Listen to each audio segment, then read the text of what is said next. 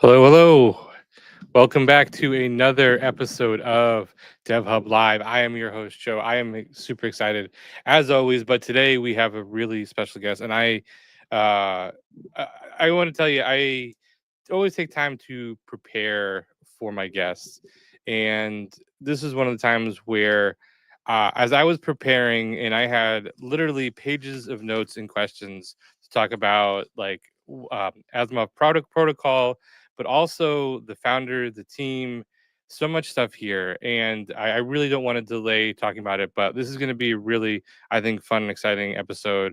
So I encourage everyone to stick all the way through till the end. You can always watch replays on our YouTube. Everything's always there. We watch it on X, wherever it might be. Couple just really quick things. If you haven't subscribed to the DevHub newsletter, I encourage you to check that out and subscribe. All the details are always there about what's happening in the developer ecosystem. Super exciting stuff that's happening there as well. But without any further ado, ASIMOV Protocol, you may have heard about just kind of through the ecosystem. It is a newer startup that is publicly. They've been building for a little while though, and the team is all people who come from, I don't say all, but the founders come from NEAR in Aurora. So I'm so excited to have Arto here to come and talk about this and talk about everything that he's been building and everything else. So without any further ado, let's just jump right into all of this. Arto, thank you so much for joining me today. Hey, Joe. Good to meet you, and thanks for the invite. Happy to be here. Yes, thank you. So there's so much to get into, but let's start at the really high level here of just what is ASIMOV Protocol? Sure. So we are building on top of NEAR with a focus on improving the world's quality of information. So you know that the situation right now is a little bit interesting. You probably following news yesterday and the like. There's a lot of misinformation out there. There's a lot of uncertainty about how are we going to, in this century, actually be able to believe anything at all, right? Everything we see, whether it's text, image, or video, is now subject to question thanks to generative AI. But also just more fundamentally, it's actually always been the case due to misinformation, disinformation, and the like. So the only way that we are going to have a good future is if we improve the quality of our information and our information hygiene, you might say. We understand where the information we consume is coming from. We understand to what extent it has been vetted and verified. We understand who has shared it to us. All of these things tracked throughout sort of the supply chain of information will turn out to be extremely important for this century. And this is the problem that we are working on, and specifically building on top of NEAR Protocol, of course. There's some path dependence there. Yeah, definitely very relevant to obviously what's happening just in general with information. For you, is this a data project, or is this more for an AI project, or is it kind of both? Well, it's both. So I have a dual background. I've been working in knowledge representation since 2006. So that's almost 20 years. And I did my first startup in 2010 in knowledge graphs, which is very much the same technology that we are building on now. So that was a bit ahead of its time, so to speak. I think we go ahead of the market in 5-6 years. Amazon Web Services came out with something similar to what we were doing in 2016, and we were a little bit ahead of the market there. But so I have this background, and now this background has become, let's say, pressing, given just the need to first of all break open the data silos so that our AI assistants, our AI agents can get that information in a reasonable way. I mean, consider on your phone you have most likely you have, if you're like others, you have more than 200 data silos. Right.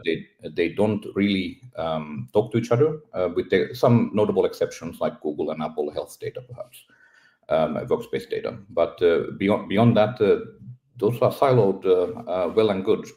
And how is an AI assistant going to be able to help you effectively when your personal critical data is being siloed and held hostage in this way. So that's one aspect of the problem that needs to be solved. And I'm happy to talk about why knowledge graphs are a particularly good way to solve that. And the other aspect is that, well, I call it the garbage in, garbage out problem, right? So as we train AI, as we put AI agents to work, it starts to matter what is the data that they consumed, what that they were trained on. Mm-hmm. And if that wasn't high quality, well, then it's not that surprising that you have failure modes where the output also is garbage because it was fed garbage in. Right, right. So for something like this, is ASIMOV Protocol is really the infrastructure, though. For this, you then obviously need to have other stakeholders come in and provide this data, or are you doing like your own verification? Like, how is that the process working with the actual data that's coming through? Yeah. Yeah, so we are not really in the data publishing business, but of course, for the sort of initial seeding of the protocol, we have taken a curatorial role as well, necessarily. But there's any number of useful data sets that initially will make sense to provide on top of the protocol. For example, even as we speak, we are uploading OpenStreetMaps, the largest open mapping dataset in the world, onto the NEAR testnet, and that will be a generally useful dataset to draw upon. Yeah. But we would certainly anticipate that we'd be, although we might seed such a dataset, we'd be handing over maintainership of those datasets to the parties actually creating the datasets. Right. Once the protocol gains enough prominence that the team over there would be interested, of course. So for this protocol, and I just want to clarify for people maybe unsure of it, this is not like IP verification. This is really more about data integrity. Like what you are seeing is accurate information. It is not about like necessarily partially who owns it, but it's not really just focused on simply the ownership, or is it both? It's both. So I think that the future is inevitably one where, as I mentioned, data needs to travel with a bunch of metadata about it. Mm-hmm. Meaning, in particular, where did it come from, who produced it, which chain of events brought it to you. It matters if information came to you from your buddy versus some toxic Reddit comment, right?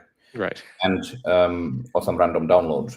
So it means that generally speaking, we are going to want to have this record proof of origin attached to any information we consume, and that's certainly something we are enabling through the protocol.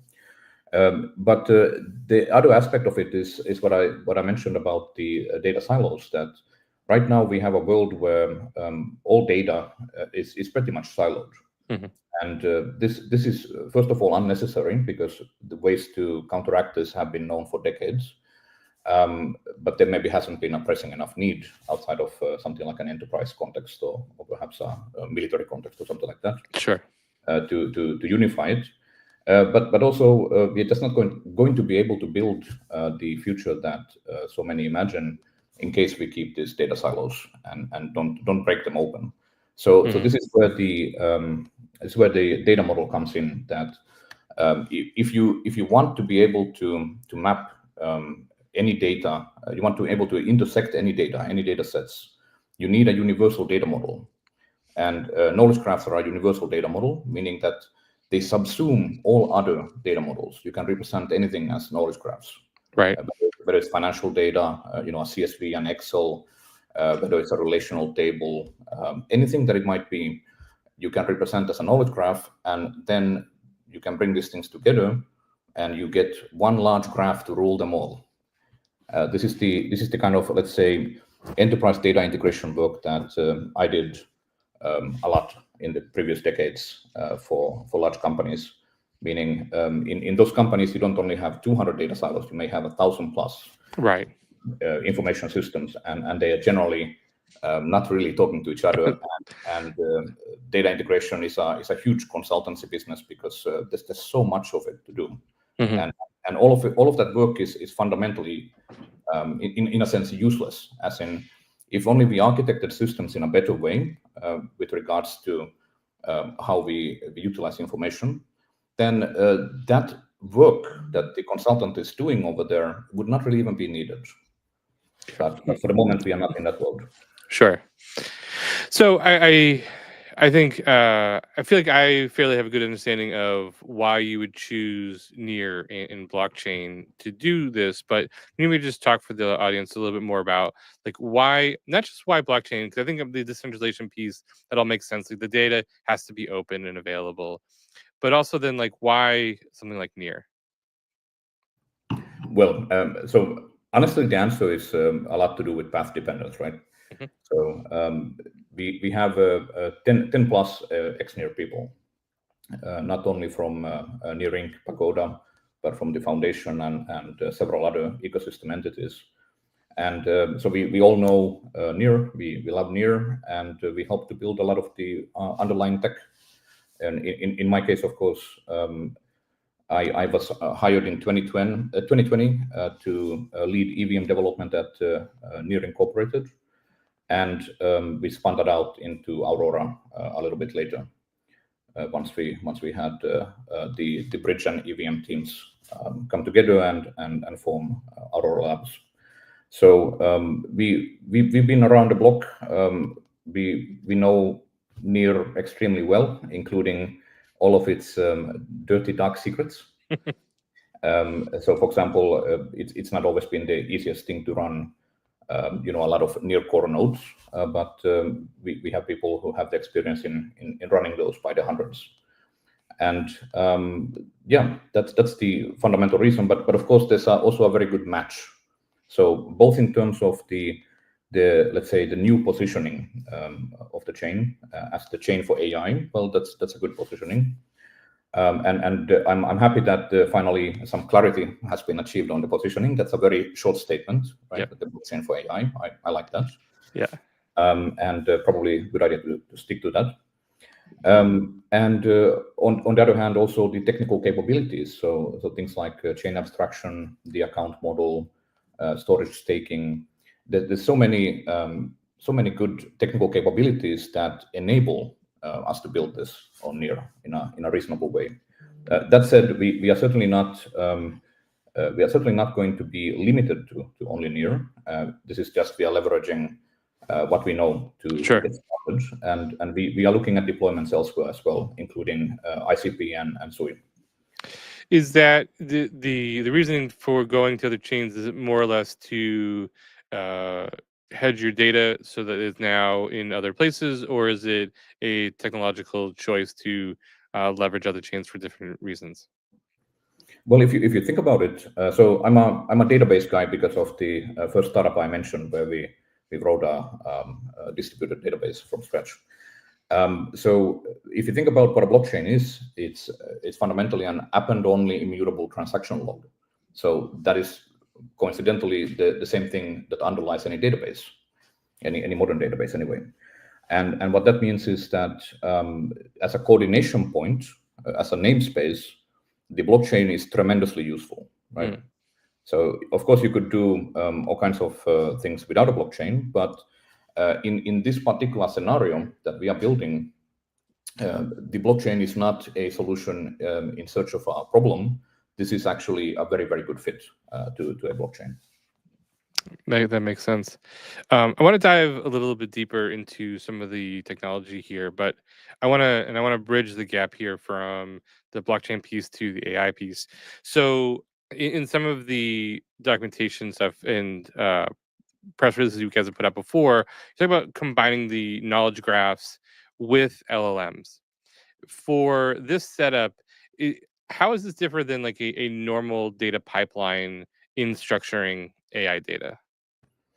So on this point, I have some slides, if you wouldn't mind. Yeah. Let's dive into it for sure.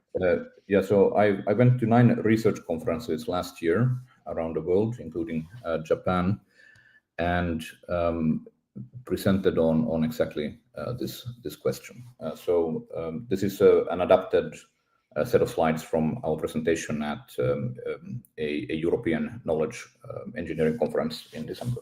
Awesome. So basically, what we are pursuing, what we've been pursuing in ASIMOV Protocol and prior to it for the last several years is something called the neuro-symbolic synthesis. And as you said, this is exactly the combination of large language models with knowledge graphs. So building hybrid AI systems. Mm-hmm. And I'll note that in sort of previous AI summers, because just like crypto, AI has had cycles, just longer over a period of decades instead of just a few years. In previous summers, it has always been the case that you've had people get excited about some single technology. So, for example, right now, transformers-based neural networks. But then the expectations have somewhat exceeded the reality of how reliable these systems can be in production. Absolutely. Yeah. So then in practice, that has led to always hybrid systems being the outcome of that kind of boom periods, and I think no less here. So there's multiple in any field of thought. There's multiple schools of thought and different traditions, often also geographically segregated. In this case, I'm going to talk about just two. So I come myself from who are known as the symbolists, or the knowledge engineers. So also known as the semantic web folk, if you heard about that in previous years. Generally symbolic AI. And for example, Ilya Polosukhin comes from the other tribe, which is currently, of course, the dominant tribe, neural network people, machine learners, connectionists. So this is sort of the story of these two tribes condensed into a very, very short deck. So this, of course, what I'm showing is a knowledge graph, and we have a great name for the protocol, ASIMOV, based on of course, the science fiction author Isaac Asimov, one of the three greats from the last century. Absolutely. And so to give a nice example here of a knowledge graph, we mapped out a little bit of the Apple TV Foundation TV series, which is based on Asimov's books, somewhat loosely based, but in any case. And that represents one of these tribes. The other one, of course, is the familiar one, where you can, for example, categorize cats and dog pictures and find out what they are, classifiers. I like to tell this story in terms of the personas involved. So I think many of our watchers today will recognize the gentleman on the right. That's, of course, Jan LeCun, Professor Jan LeCun, who is heading up the AI efforts at Meta, which means he's the guy ultimately responsible for the open source Llama goodies and all of these things. So one of the godfathers of deep learning, as he's known. On the left, we have no less a pioneer of AI, but much less known now. He's Doug Lennart, who sadly passed away just about 1.5 years ago. So Doug here represents the symbolic AI side of things, and I've chosen Jan to represent the neural network connectionists.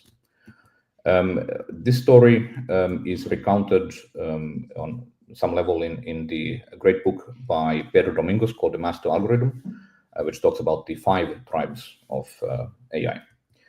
So I would recommend that. I've given away literally dozens of copies of this book. So first, on the Doug Lennart side, he was one of the major pioneers in symbolic AI. There's absolute path dependence to what I've been doing for the last 20 or so years to his work in previous decades. And he headed up a project called CYC, CYC, by Cycore, the company. Founded in 1984, as I've highlighted for the info box there. CYC was the most ambitious project in AI, perhaps prior to current times, such as building the Grok supercomputer and all of that. The most ambitious project in AI, and also considered its biggest failure. So CYC dealt with the specific problem of how do we imbue computers with common sense. And you can find, for example, Doug giving a TED talk shortly before his death.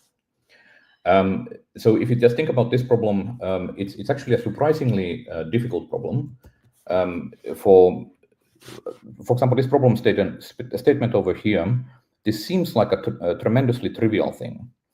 But when you actually think about what would be involved in being able to solve this problem, it's not enough to, for example, pass the sentence into a syntax tree and label its parts as nouns and verbs and the like. No, you actually need a fair bit of knowledge about the world. So Tom was mad at Joe because he stole his lunch. So this is a credit assignment problem, meaning who is he and who is his. And when you flip the meaning by flipping because to so, again, who is he and who is his. So if you think about what you actually need to answer this problem, well, you need to know, for example, about shared refrigerators in workplaces. You need to know that people eat lunch. You need to know that people might make lunch at home and then bring it to work. You need to know about property rights, perhaps. What is stealing? Why would somebody get upset if somebody took their lunch? And so on and so forth. So there's a hell of a lot of information about the world that you need to answer this question properly, and that means that such problems were quite sticky for a long time. And Psych is one of the endeavors, attempts to actually answer this problem, the common sense problem.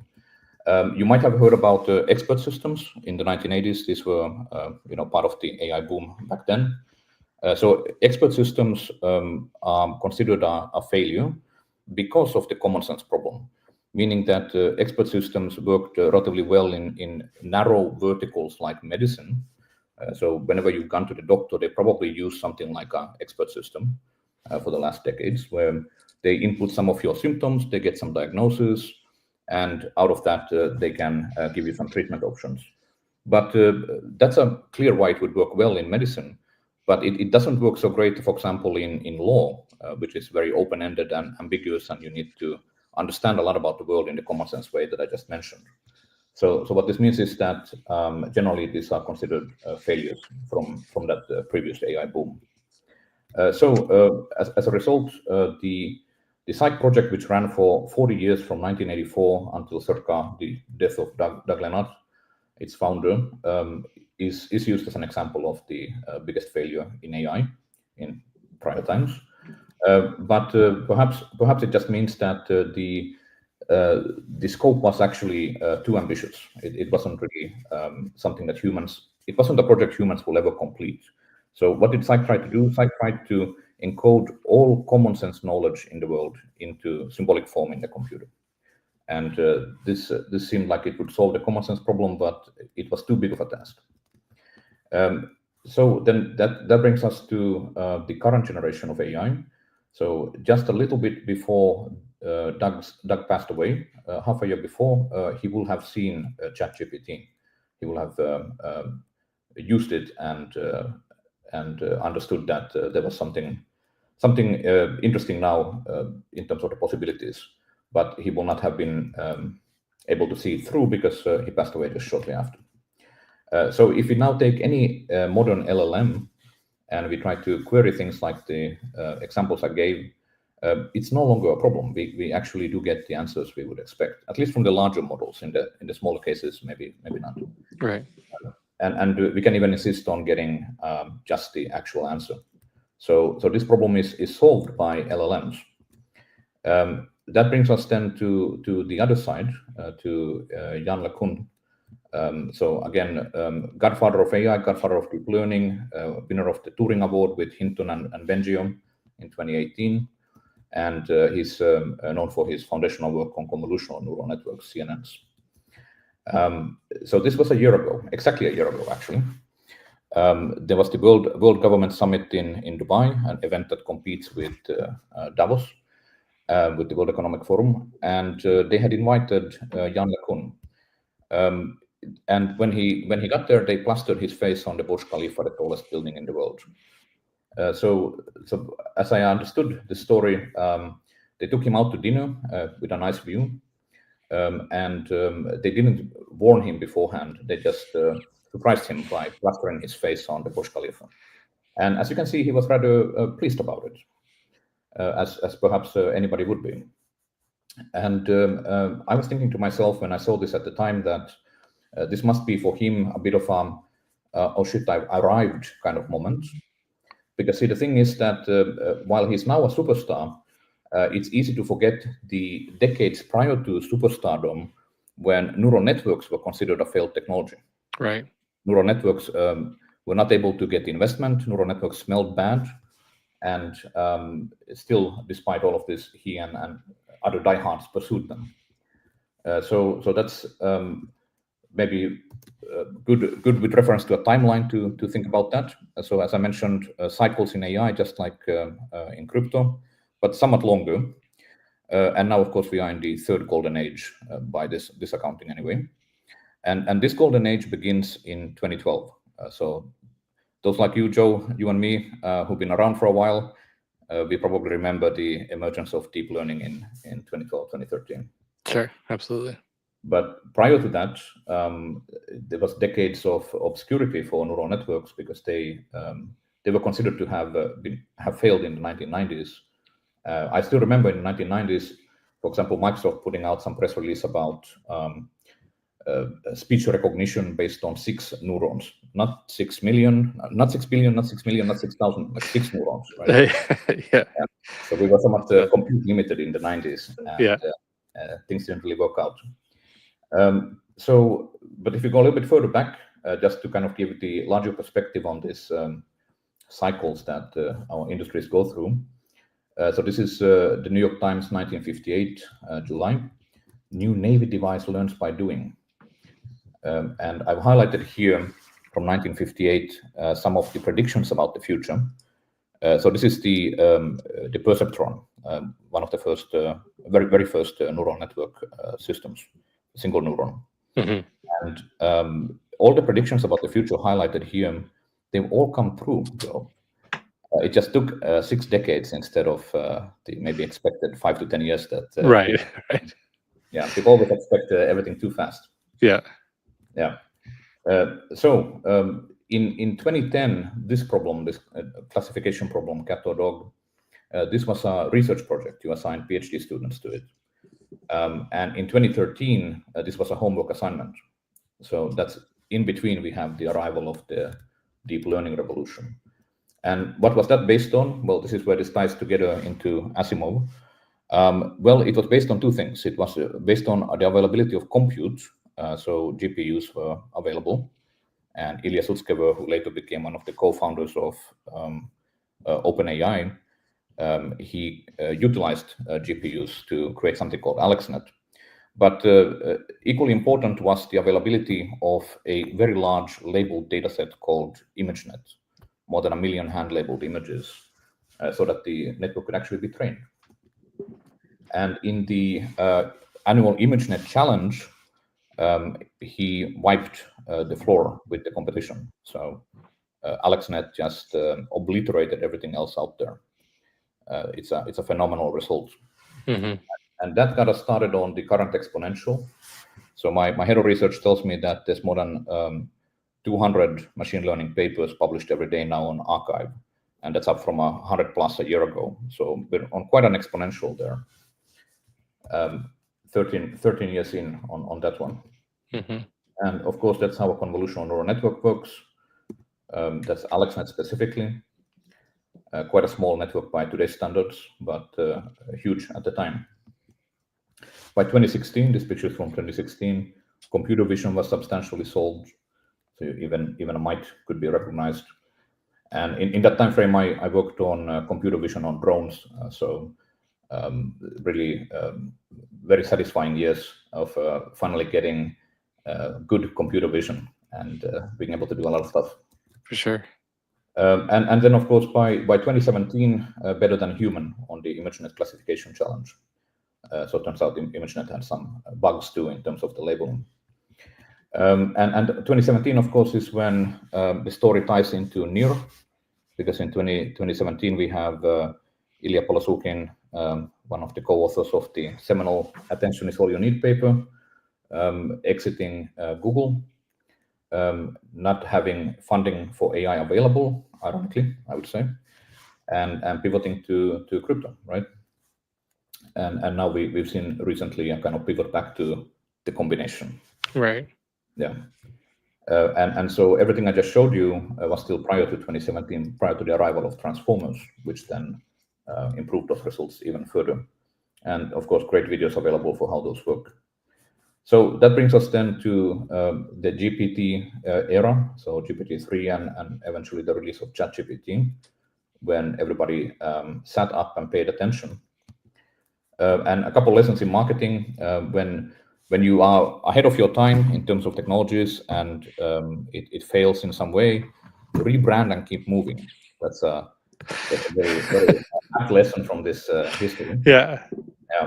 So the reason we all learned about deep learning 13 years ago is that neural networks was not a in vogue term. By now, neural networks have been rehabilitated, of course. Yes. So it's okay to talk about them again. But at the time, suddenly deep learning, a brilliant marketing move.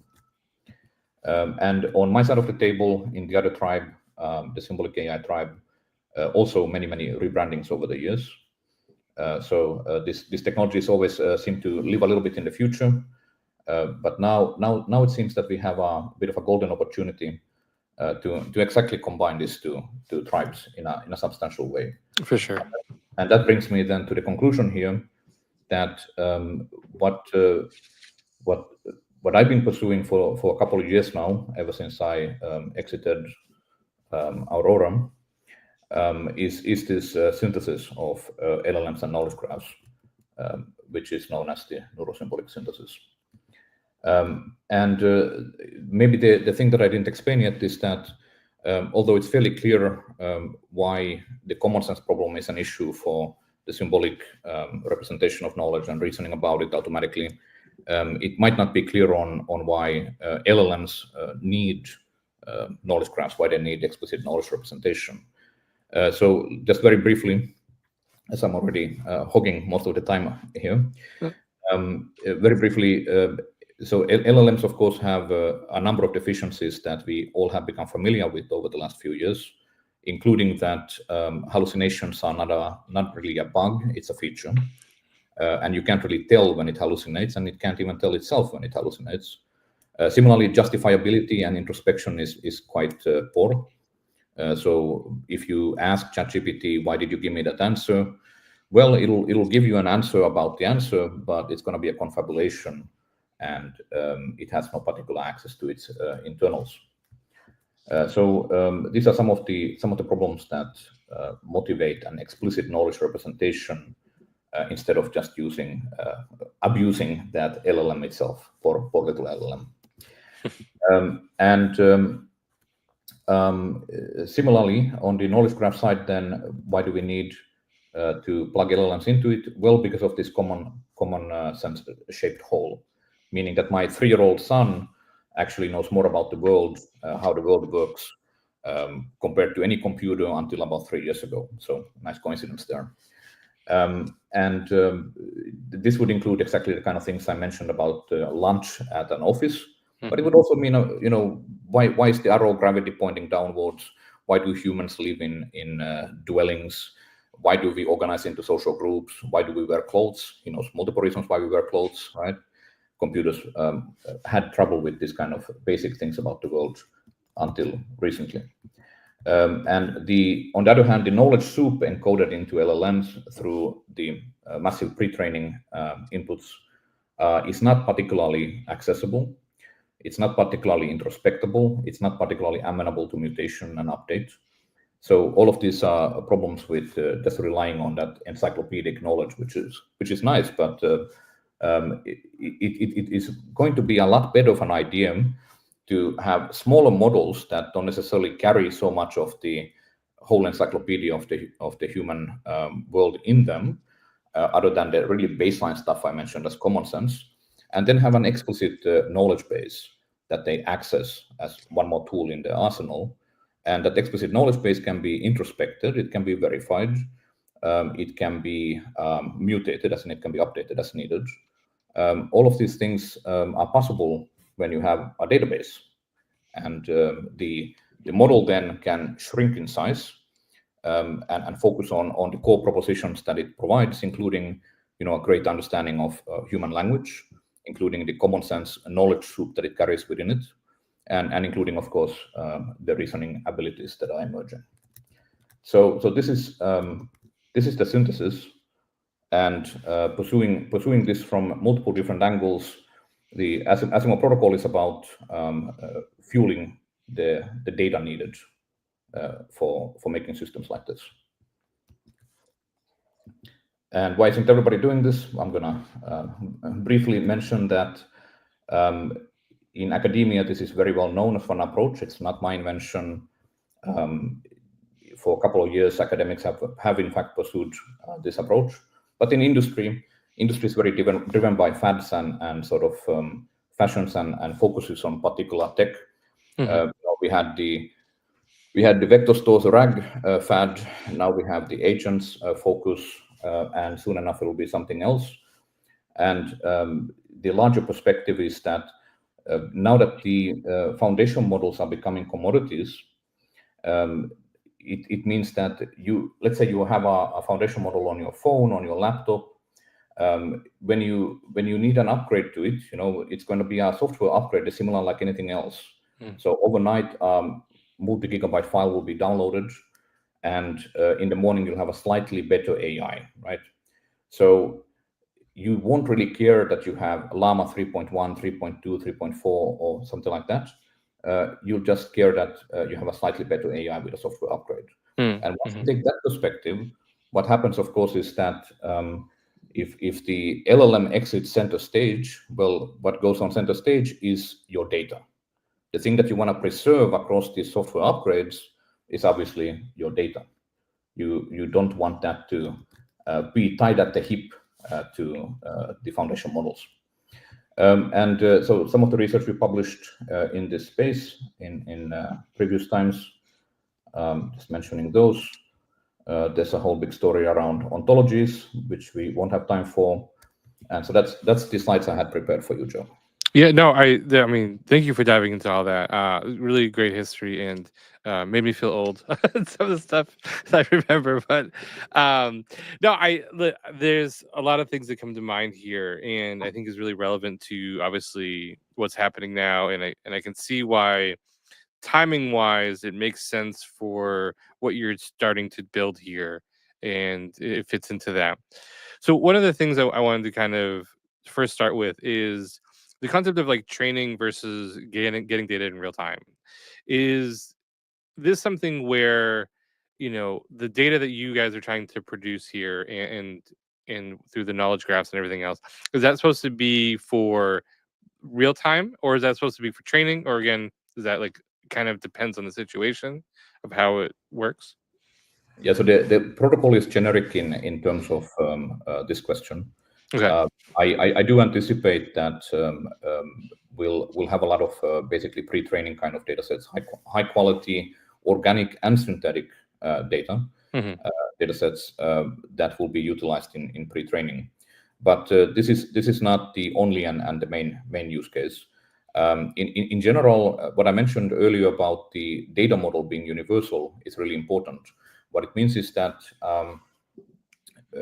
when you want to bring all the data in your life or an organization or a project all together, by mapping it to knowledge graphs, you are then able to unify all of that data. You are able to intersect all of that data. And very importantly also, even publishers who don't know about each other, as long as they are publishing data sets in the same in the same way on the ASIMOV protocol, then those data sets can be intersected arbitrarily. As in, see, the thing about the graph model is that once your data is a graph, which anyway matches how we think about information on a whiteboard, right? Boxes and arrows. So it's very intuitive as well. But when it's a graph in that form, well, if you have two graphs, you can just merge them. Right. So and you can do that statically, as in you can do that in the storage in the database, or you can do it at query time on the fly, dynamically.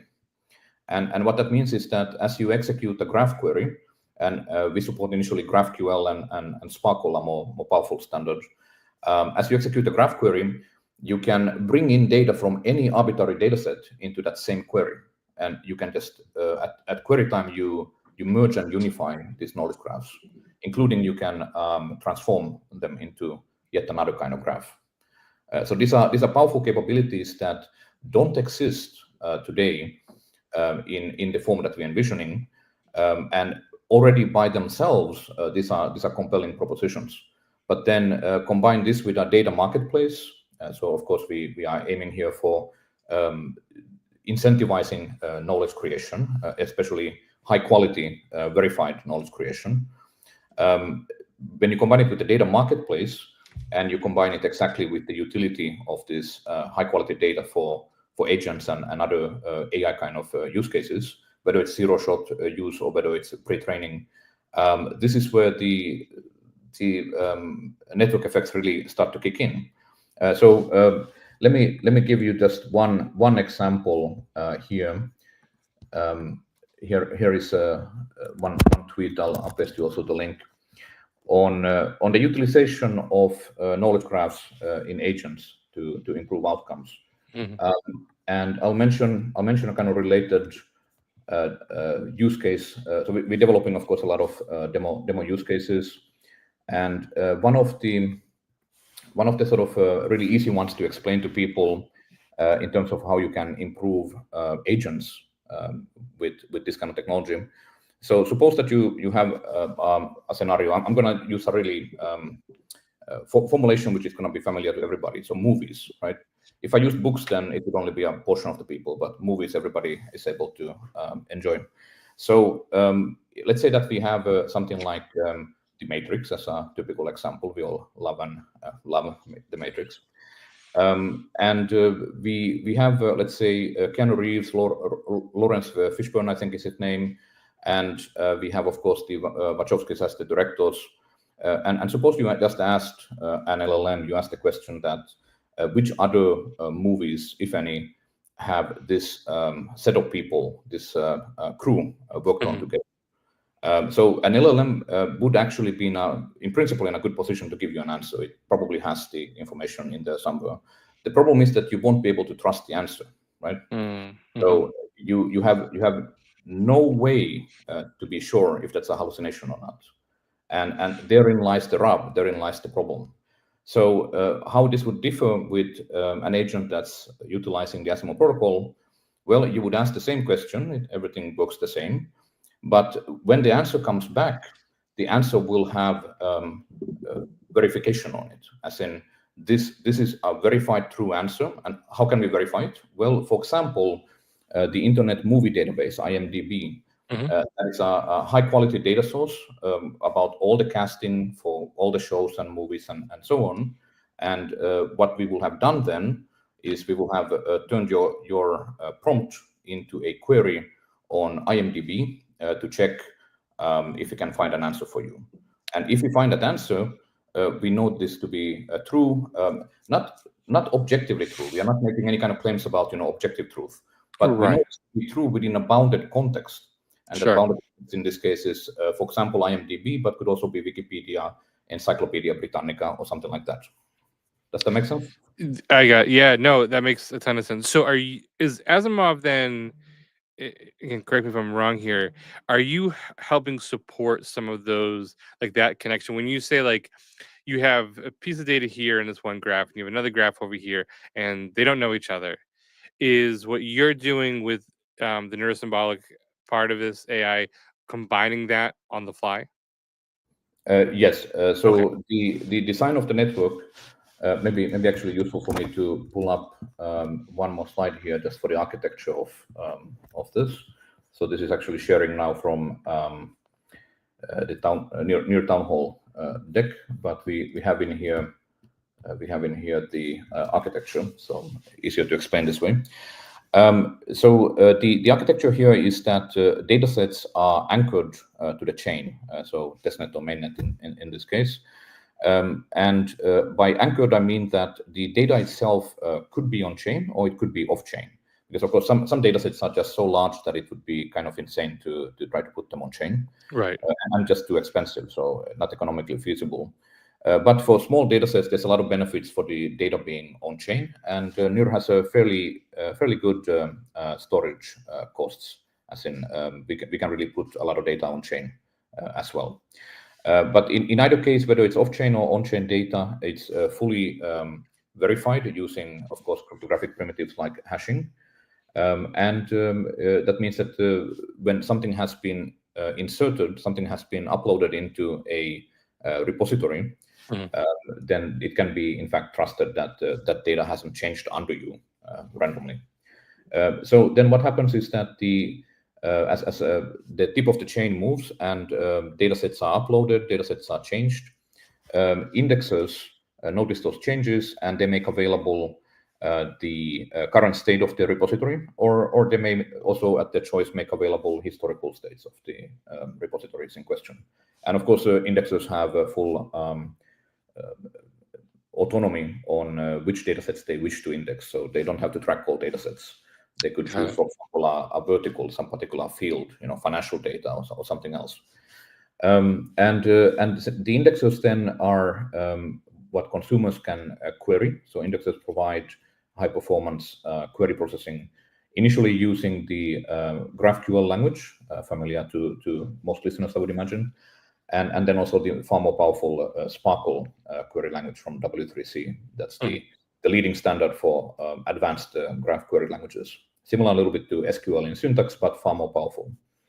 And that means that the indexers form effectively something like a decentralized global graph database, where you can query these datasets, and of course you pay for querying them, and the indexers then earn fees in order to pay for their hardware costs and operations, but also the protocol earns a little small fee, and the dataset publishers also earn for the datasets that are being utilized according to criteria that they're able to set.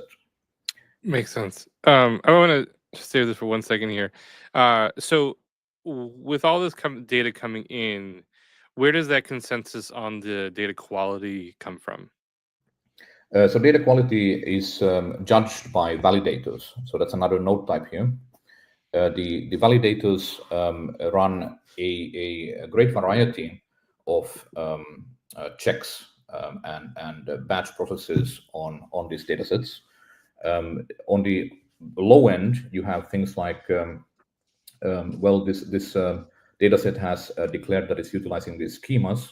Does it in fact conform to these schemas, or does it perhaps not conform to them? So in case it conforms to the schemas, well, the dataset gets a gold star, right? And as you get these validation results in from a sufficient number of validators, then you build a sort of consensus around that this is a dataset that passes these validations. But you have a whole range of validations, which of course is ultimately community contributed and extensible. On the high end, you have things like fact checking. So we are working with some European universities where the research teams are the leading experts in the world on the automatic fact checking of knowledge graphs. And again, I want to be always careful to qualify. We are not aiming to be able to tell if something is objectively true. That's way too big of a burger. We are not going to be able to deliver that. However, what we can certainly do is judge if something is true within a certain bounded context.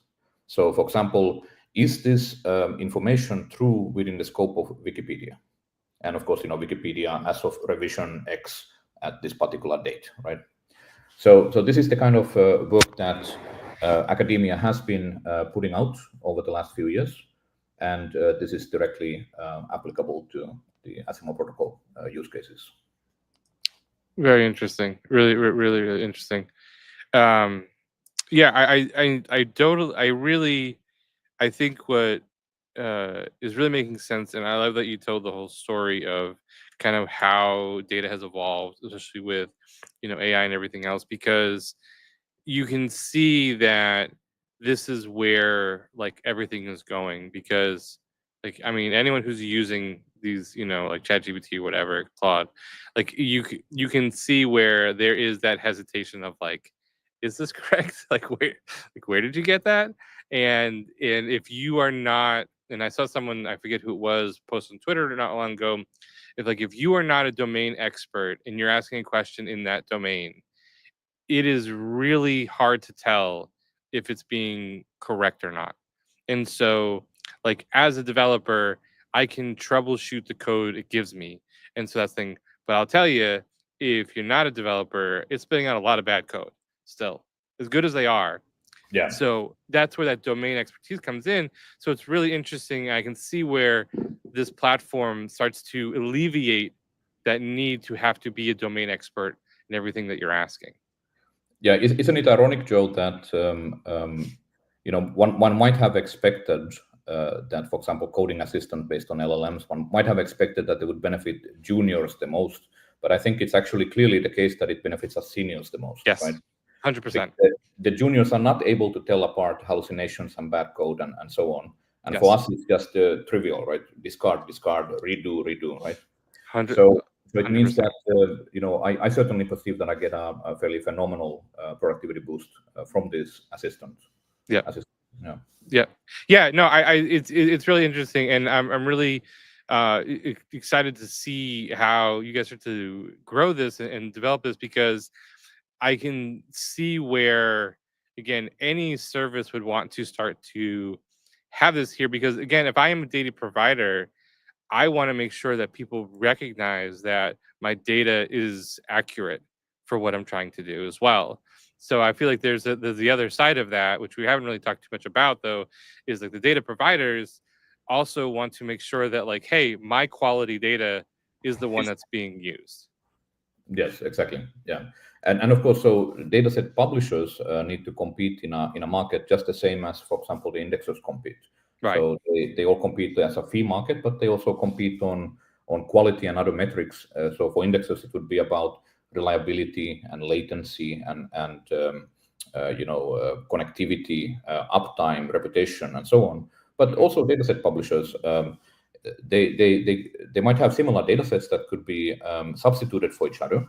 And then it's going to exactly matter who has the higher quality data and what the price point for indexer access to it is, as in online real-time query processing access.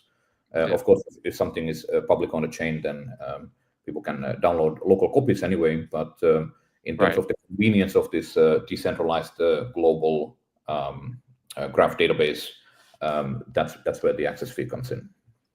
Yeah, no, I mean, it definitely makes sense, and I will point out it to viewers that, on this show we've had a few different other, like, I would say, AI data providers, but I think the difference here that we're seeing is it is about not just like raw data being fed in a way to monetize that.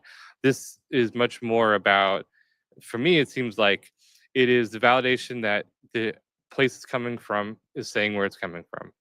But then also too, the knowledge graph piece to me is super interesting, of being able to pull those pieces together, that I submit something, you submit something, and now the system realizes that this is connected, and now it's providing even better experience for everybody else. That part is really interesting to me as well.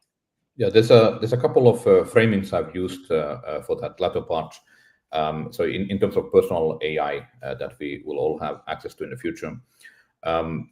So one is that when you break open those data silos that you currently have in your life and you unify that data and your AI has access to it, well, then that's something like a personal data warehouse. And for those who know what a data warehouse is, that probably is a compelling value proposition.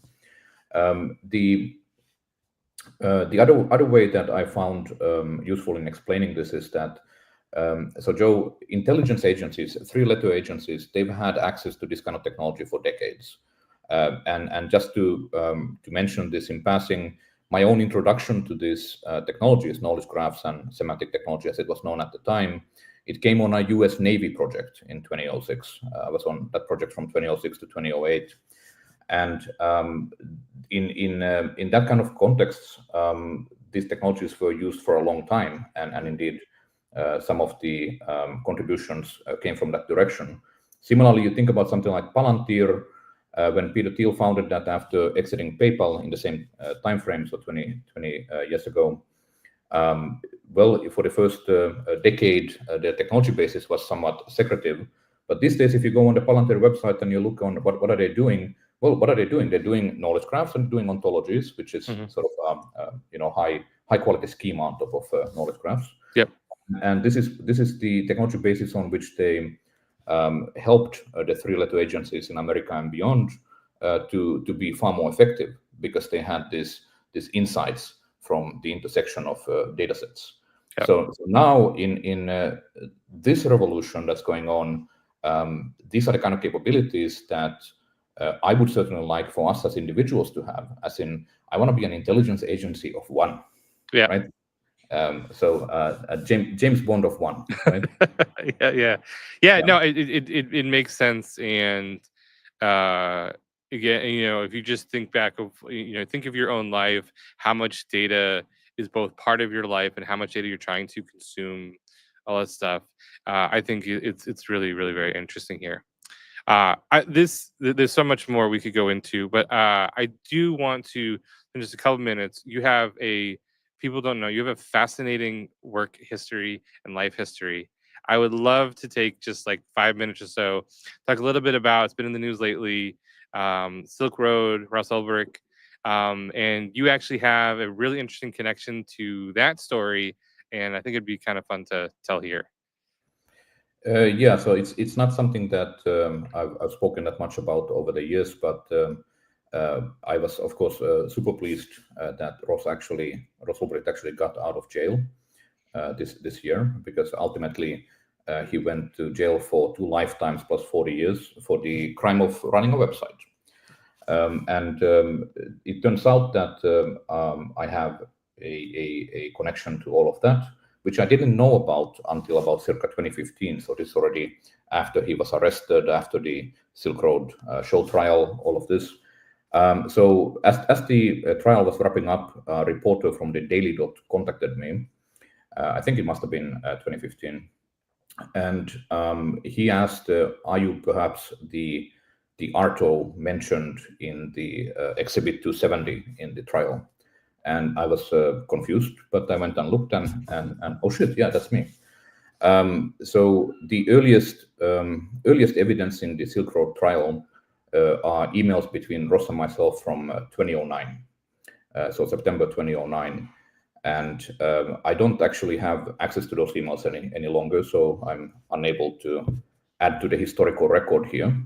The US government does have access to those emails because they nabbed Ross with his laptop open. So even if they were PGP encrypted, the contents are certainly somewhere available. But I had not made the connection until the reporter contacted me that this was actually that guy. So at the time in 2009, I was maintaining, as a cypherpunk activist, I was maintaining quite an active PGP correspondence. I've since then discontinued PGP use for obvious reasons. But at the time, Ross would have been just one of many people who sought my advice, as in younger than me, and sought my advice. Sure. And in this case, he apparently sought the advice that I have this idea, how do I build it? And I pointed him at Bitcoin, I pointed him at Tor, and I gave him an important book reference called A Lodging of Wayfaring Men, at the time published anonymously, but eventually Paul Rosenberg, another cypherpunk, admitted to writing that. And this apparently then inspired Ross to actually proceed with the plan. Yeah, no, it's super interesting, and it just, I mean, to me, I like this story because it just shows how small the cyberpunk world really has been, and especially back then, I mean, it was such a small group of people. We're short on time. I know there's so many other stories you can go to. I know you have a connection to the old Room 77 back in Berlin. People don't know that story. This is like aging us, but that story of that bar that accepted Bitcoin, and it became a really popular place for cyberpunks and just people who I think were just interested in like self-sovereignty and things like that. So really interesting stuff. Definitely, and a lot of stories to tell from those years before they fade from memory. Yeah, absolutely. That's the challenge of getting older, for sure. Well, Arto, I think this was So exciting. I have like so many more questions for next time. I definitely want to have you back, especially as you guys launch to mainnet. What is the approximate roadmap and timeline here for you guys at Asimov? So currently we are not doing anything on mainnet yet, testnet only, and I expect mainnet will be certainly in the Q2 timeframe, but probably early Q2. So Awesome. we're pretty far along in the tech. We've been working on this for a while, Yeah. and yeah, Q2. Awesome. That's exciting. And encourage people to definitely go to the website. There's some information there, links to research as well. So if you're interested in deep diving more there. But yeah, no, thanks again for your time today. And I look forward to seeing ASIMOV Protocol grow. Thanks, Joe. All right. Pleasure to see you. Take Anytime. care. Bye-bye now. Folks, thanks so much for joining us today. This was really exciting. So much great stuff there. I really encourage you to go to the website, go to their Twitter account, take some time and dive into the protocol a little bit more. There's a lot of really great stuff in there. Coming up, just some news and notes. We do have a bonus episode tomorrow that we are going to dive into. So we have the proximity team jumping in, and we're going to talk a little bit more about some of the stuff that's going on over there related to some of the projects they're working on. We have a couple episodes next week of top of the normal DevHub Live related to the hackathon. So look for the announcements around that as well. If you have not checked out the hackathon, all the links have been scrolling down below. Definitely check that out. The AI Agent Hackathon is really going strong and definitely worth checking out. But until then, I'm your host, Joe, and we will see you the same time next week. And I hope to see you also tomorrow for our bonus episode with proximity. Thanks all.